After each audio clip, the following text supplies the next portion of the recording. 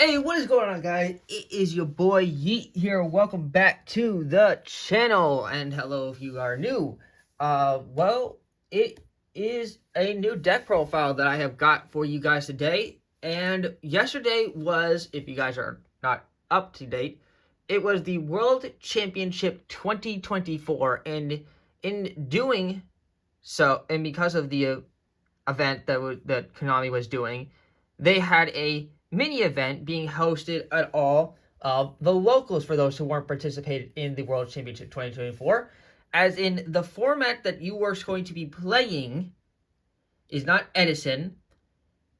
It is a special. It literally is a World Championship ban list. As in, it's combined from the TCG's ban. Is it second most recent ban list?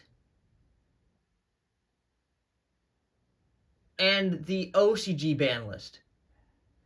There was like obviously there like Fenrir was banned, Calamities was banned, but stuff like Lacrima was allowed.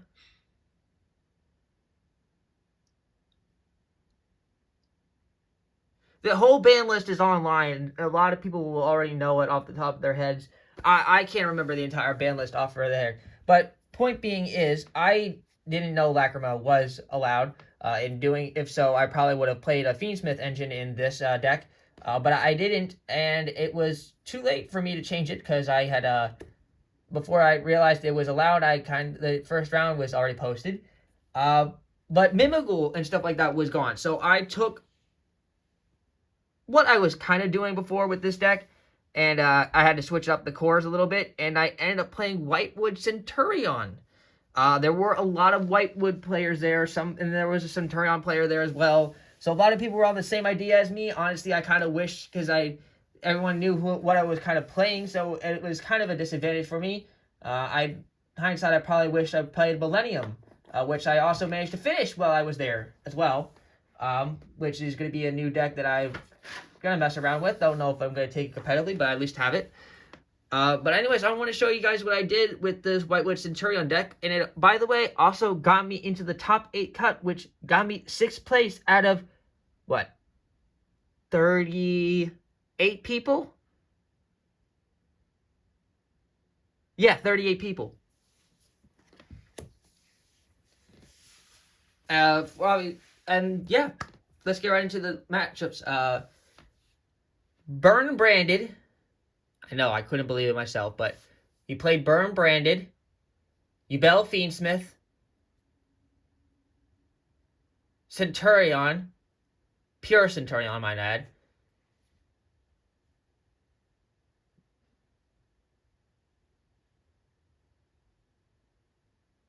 and Gravekeepers. Those were the matchups I had to get into the top 8.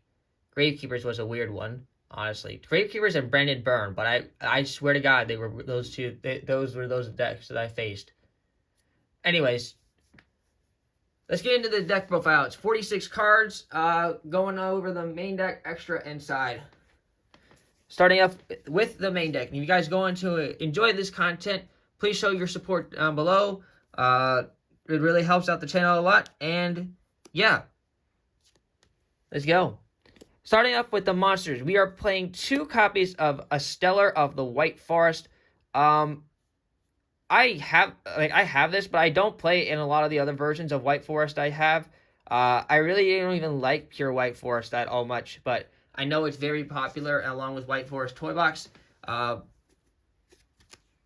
yeah, this one, if you guys aren't familiar with the White Forest stuff, I guess I'll go over them pretty quickly. So this one doesn't have an effect aside from inherit, like you're discarding a spell. But you can send a spell or trap from your hand or field to the graveyard to special summon a light spellcaster from your deck. If a spell or trap card is sent to your graveyard to activate a monster effect while this card is in your graveyard, except during the damage step, you can special summon this card. You can only use each effect of A Stellar of the White Forest once per turn. So it's one of the most reoccurring ones that you have access to in your White Forest deck. But the best one, and this is like the second most expensive White Forest monster too. The most expensive though is this one, which I do have 3 of, but I decided to only play 2 of for this deck. Is 2 copies of Elzette of the White Forest. She is absolutely insane, and by far the best White Forest monster. So first off, she reminds me of like Red Riding Hood, just straight up replaced with white instead of a red outfit. So you can send a spell or trap from your hand or field to the graveyard and special summon this card from your hand. And in the same effect, add white 1 Forest monster from your deck to your hand. I said White Forest. I meant White Forest from your monster from your deck to your hand, except Elzette of the White Forest. During your opponent's turn, if a light spellcaster tuner is special summoned to your field while this card is in your graveyard, except during the damage step, you can add this card to your hand. You can only use each effect of the White Forest once per turn. She is a free searcher and summoner on the same thing. Her alone gets you access into a level 6 synchro, because all you do is search the next monster, which I'll show now, and that's Rusia of the White Forest. And with Rusia's effect, if you have a White Forest monster on the field aside from Rusia, you can special summon Rusia from your hand. And because she's a level 4 light tuner, it essentially makes a free level 6 synchro. And the other effect of Rusia is that you can send a spell or trap from your hand or field to the graveyard and get to draw 1 card. So it just helps thinner out the deck. And Rusia and the next monster of the deck, which is Sylvie of the White Forest, have the secondary effect where you can return a White Forest Synchro monster, which there are 3 currently, from your field or graveyard back into your extra deck and summon there's one of these 2 from the graveyard, respectively, and with their effects negated. So you can recur, that's why you don't have to play so many copies of the White Forest Synchro monsters themselves. But Sylvie's normal summon effect is, if she's normal or special, to add a White Forest spell or trap from your deck to your hand. Yeah. Honestly, I just played 2 and 2 and 2 for this specific ratio because it wasn't straight White Forest, and I thought it was pretty nice. I know some people would have played a third of Stellar, but I actually only have 2 of Stellar to my name. But I do have 3 Elzettes. And honestly, I like the ratio because I didn't run a normal summon, have a crazy amount of normal summons because I already have the Centurion engine in here. So yeah, I'm just going to show these off well, but obviously because I'm playing the White Forest, I did play the toy engine, the toy tank, and toy soldier. Don't need more than 1 of each of these. They're kind of the only one that the toy tank is kind of a brick. The toy soldier is a semi brick, but it's still worse than anything else I could possibly normal summon. But it still is a normal summon. But if I end up having to normal summon that, I'm probably not putting out a very good board. Now onto the Centurion. Kind of a straight Centurion package, and I've done many Centurion. I know I've done a Centurion profile on here before. So it shouldn't be too hard for me to do. Explain these guys, and I'm not going to go over their effects. It's just 2 copies of Primera, 2 copies of Trudea, 1 Emeth Vi, I like saying Vi, and Centurion Gargoyle 2. That's it for the Centurion monsters. Hand traps, 3 Ash Blossom and Joyous Spring. Pretty standard, honestly. And I decided to pair it up with one of the newest best hand traps today in this format. Not this specific World Championship format, but it's because I already just had it already in here aside. 3 copies of Nibiru, the Primal Being, and honestly, crazy enough, I never managed to resolve Nibiru once this format. I tried to chain it and both times in a matchup up against both the Centurion and the Battle players, but the only 2 that I lost. And both times they got negated. So it didn't show its peak performance in that specific this specific event. That's it for the monster count. On to the spells. We have 3 copies of Stand Up Centurion in here. No terraforming because I wanted consistency. And honestly, I just rather just do it straight like this. Simply because, terraforming will hit me into draw, and I'd rather play around roll as best as I can and get like a search off of something that's beneficial for me before I get drolled. Like, I'd rather search off of like Sylvie or Elzette adding the White Forest to the hand than wasting my search off of terraforming into a stand-up Centurion when I could just normal summon like the Primera and get a search off of that and then get drolled. If that makes any sense.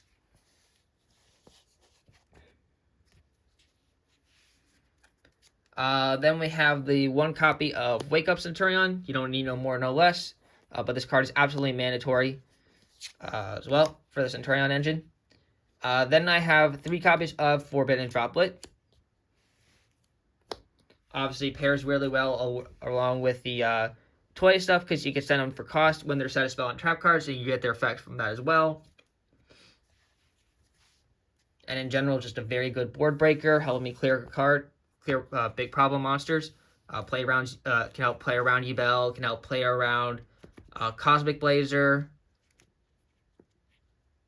BDD King Wave Caesar. A big problematic monster. This card helps me out. 1 copy of Triple Tactics Thrust, and 1 copy of Triple Tactics Talent to pair along with that.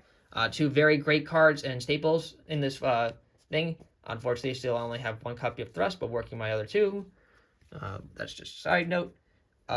2 copies of Emblema Oath. Not 3, I rather just did 2. And because I wanted to keep it even, otherwise I'd be at like 47 cards, and honestly,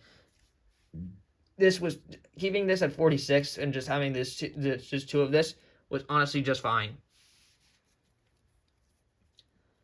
The next one I slightly kind of regret playing 3 of because I didn't play the Illusion Magician Souls or the Magician and the Magician of the Chaos monster that adds there, Illusion to Chaos or something like that. That's 3 copies of Toy Box because I was like seeing Toy Box way too frequently for me to have there, and I wasn't either. Sometimes all I had was a Centurion like hand and a Toy Box. If that makes like if you don't understand what I'm saying, I'm trying to say that sometimes I saw the Toy Box and had the access to the toy engine, but I didn't have any of the White Forest monsters in my hand to send it to the graveyard to get their toy effect or the Forbidden Droplet. So it was just kind of like a setup for nothing, in a way. Because I was like, had the idea of doing this, and then just like, honestly, just kind of backfired. I'd rather have taken out a Toy Box to just play two and two, so that way I like saw it, but I didn't like see it as crazy. But I played 3 Toy Boxes in the other version, so I just kept it going because I didn't have time to really test anything else for this event because I didn't know about the ban list literally until the night before. Then I had main decked 1 copy of Dark Ruler No More for like matchups against the Yubel and stuff like that, because I figured Yubel, even without knowing that Lacrima was going to be in here, I did know that Yubel was going to be running around, so I decided to main deck a Dark Ruler No More. I also played a copy of Called by the Grave in here, also to get rid of hand traps, and also to like when the Yubel tributes for cost to change the effect, I just go ahead and Call by the Grave to banish and negate the effect. Also 1 copy of Tales of the White Forest, which is the one of the White Forest spell, the only White Forest spell we play for the deck, to go with that. That's it for the spells. Onto the traps. The 1 white copy of the White Forest trap, which is Woes of the White Forest. The one you ever need. This one, I should have explained what they do. Tales of the White Forest is an kind of a reinforcement in the army. If you have an illusion or spellcaster monster, you get to add a White Forest monster for your deck to your hand. If the card is sent to the graveyard to activate a monster effect, you can set this card. You can only use each effect of Tales of the White Forest once per turn. Pretty simple, honestly. But it's still very good and effective. And when Woes of the White Forest is, you can special summon 1 White Forest monster from your hand or deck. Then immediately after this effect resolves, you can synchro summon 1 White Forest synchro monster, and it has the same effect if it's sent to the graveyard by activating a monster effect. You can set this card. You can only use each effect of Woes of the White Forest once per turn. By the way, after reading this and then talking to some people after the event, I found out that this White Forest deck can be used with Eldritch, which kind of surprised the heck out of me. Considering that it's Eldritch zombie deck. I've done a bunch of Eldritch profiles on my channel already, And you know I'm a huge fan of zombies. So the fact that one of my newest, one of my new favorite non-zombie decks, along with one of my favorite zombie decks, is a thing, you know I'm going to be looking myself into that. But yeah, I got a lot of decks that I'm working on, so continuing with this profile.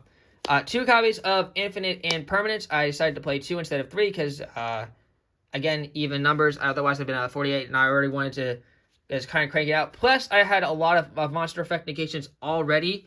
Like, for example, I was playing 2 copies of Power Sink Stone. This is a questionable choice that, honestly, so Skill Drain in the event was pretty sure the card was limited to 1 or banned. And anyways, I didn't want to play Skill Drain essentially because Skill Drain itself would have hurt me with the Centurion. Like, I couldn't do the whole crazy Centurion stuff as it is. But I did want to have like a field effect negation. And Power Sink Stone came up a lot. If I didn't have Power Sink Stone, that Yubel player would have been killed. There wouldn't have been a game 3. Real talk. There would not have been a game 3. Power Sink Stone was legit the only reason I was able to get over his board in that one game. And Power Sink Stone kind of put the screws on the Gravekeeper player, which already was a hard matchup for him, but that just put the nail in his coffin. And also, I did play once against the Centurion player, but we both knew how to play around it. But this card was actually insane. I can't believe I didn't think of this card sooner, but this might be the new Skill Drain, baby.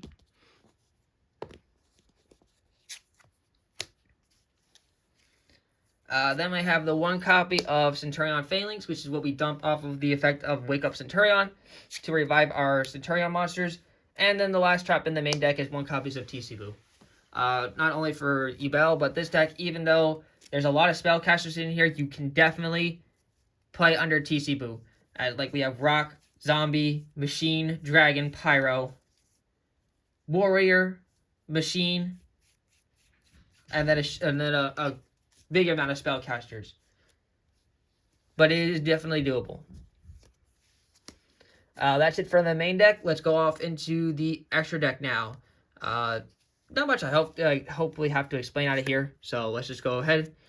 For the Synchro monsters, we have our level 12s being 1 copy of Centurion Legacia, and obviously our copy of Centurion Auxilia. Since we're playing the Centurions, we obviously play 1 each.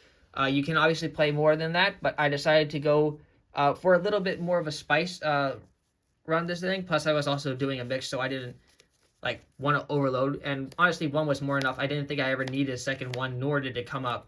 Plus, I was playing another level 12 that I could, 2 other level 12s that I could make. Which one of them is kind of a surprise, but I found it works really well with this deck. That's 1 copy of Despian Lulu Walleth. So if Lulu is, first off, it takes a level 4 tuner and 1+ non-tuner monsters, which is really easy for Centurion to do, honestly. I didn't surprise, I just didn't think of it before. And with Lulu's effect, if you, obviously not only does it provide a negation, negates the 500 attack permanently if a monster releases the extra deck, but the secondary effect is why I thought this was a really good idea.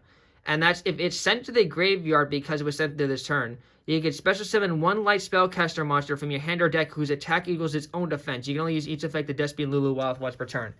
And the monsters that fit the requirement are a Stellar and Elzette that honestly fit the requirement. So during the end phase, you can special summon 1 of these 2 from the deck if Lulu hits the graveyard, which is really cool. And that's why I decided to throw it in here and give it a shot.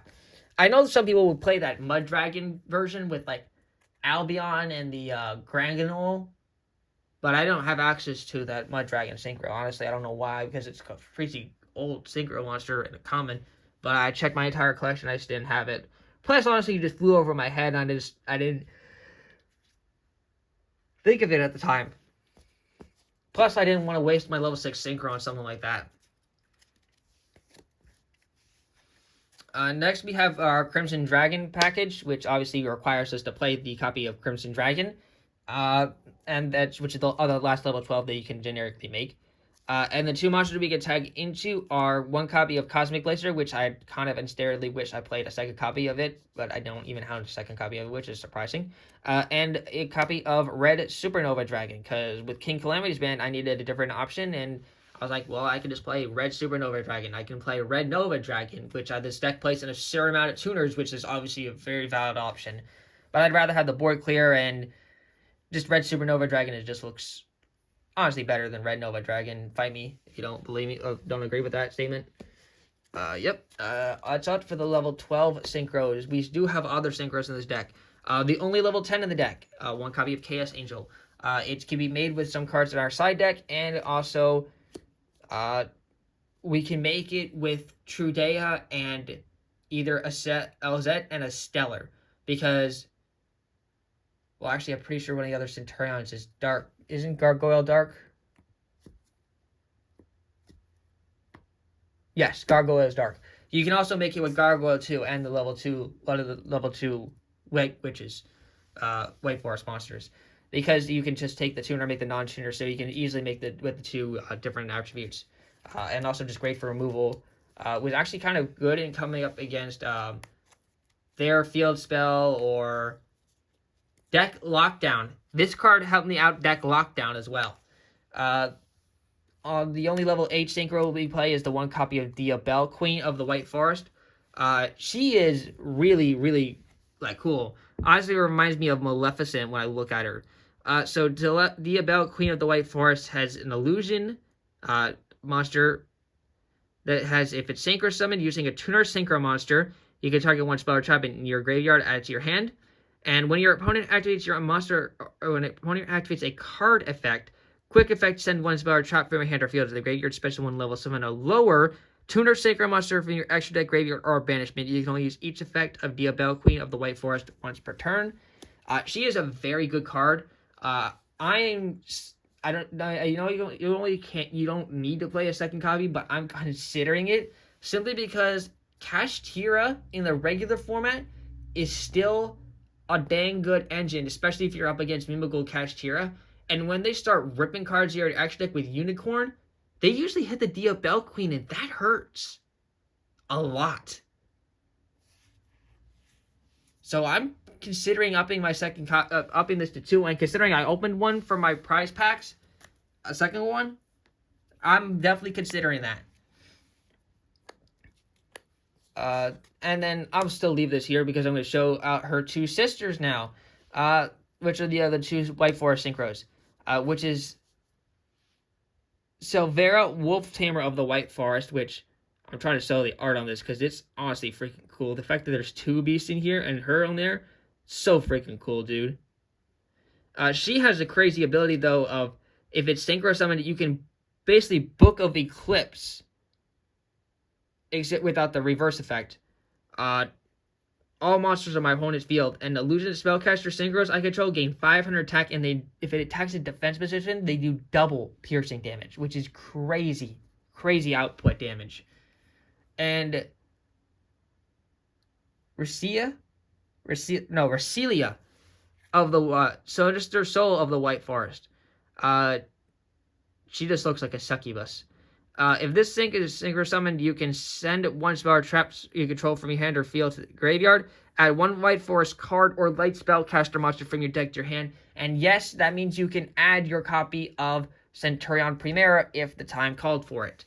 You can only use this effect of Recelia Sinister Soul White Forest once per turn. Illusion and Spellcaster or Synchro monsters you control gain 500 attack. Also, they cannot be destroyed by your opponent's card effects, which is really nice in some situations. But that's it for the White Forest Synchro monsters that we played. And actually, in general, that's all for the Synchro monsters. Now on to the Link monsters. We have 4 Link monsters. One copy of Underworld Goddess of the Closed World, and we have our Moon of the Closed Heaven. This combo package is pretty much staple in this format. The fact that Moon of the Closed Heaven wasn't banned is Like, the Konami just basically left out a 2-monster board clear, like two clear monsters on my opponent for our turn. So literally, you just need 3 monsters on your side and them to have 2, and you can literally link the entire board away into an end with an Underworld Closed Goddess on your side of the field, which is absolutely insane. This combination is going to be like running amok until for this entire list, this entire format. Such a good effect, such a good combination too. And then obviously SP Little Knight and IP Masquerader, because they're still a thing, which are the only 4 link monsters I decided to play because they're honestly staples, and I had no complaints with any of them. And then I decided to play number 41 Baguska as well, because some hands that's pretty much all you can do, especially the gate your board, and you can't like search like the Ash Blossom, or you can't search off of that, and you didn't have access to Call by Grave in your hand. Sometimes you can only make a Baguska and pass. Yeah, and it came up a few times too. So I'm glad I did main deck that. That's it for the extra deck. Onto the side deck. Let's just go through here. I'm not going to bother explaining their effects. It's 3 copies of Ghost Sister and Spooky Dogwood. And also, I decided to play the 3 Bestials. And in this event, they were only limited to 1 each. So I decided to just do 1 Baldrake, Druid Swarm, and Magma Hut. Since Baldrake had synergy with being able to tribute a White Forest or another dark monster I had in the field to banish a card, kind of was the reason why. I did not play Lubellion or Regain because there wasn't a lot of banishing that I was going to be doing with this deck. Onto the spells.